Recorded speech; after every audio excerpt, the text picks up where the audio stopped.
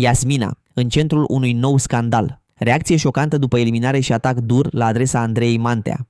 La doar câteva ore după eliminarea sa din Casa Iubirii, Yasmina a stârnit un val de controverse printr-un gest care a luat prin surprindere atât fanii emisiunii, cât și internauții. Fosta concurentă a intrat într-un live pe TikTok, unde și-a exprimat nemulțumirea față de decizia publicului și a lansat un atac direct și extrem de jignitor la adresa prezentatoarei Andreea Mantea.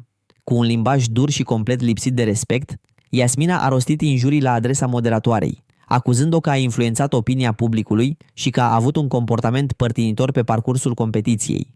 Tonul agresiv și cuvintele folosite au șocat audiența live-ului, care nu se aștepta la o asemenea ieșire nervoasă. Comentariile nu au întârziat să apară. Sute de utilizatori de pe TikTok și alte rețele sociale au criticat comportamentul fostei concurente, catalogându-l drept rușinos, iresponsabil și lipsit de demnitate. Mulți dintre ei au remarcat că această ieșire nu face decât să confirme percepția negativă pe care o aveau despre Yasmina în timpul show-ului, aceea a unei persoane conflictuale și lipsite de eleganță. Sub presiunea comentariilor negative și a reacțiilor vehemente din partea urmăritorilor, Yasmina a închis live-ul brusc. Cu toate acestea, înregistrările au fost deja distribuite pe scară largă și au devenit virale pe rețelele sociale. Potrivit unor surse apropiate emisiunii, Andreea Mantea ia în calcul acționarea în instanță a fostei concurente pentru insultele publice și prejudiciul de imagine cauzat.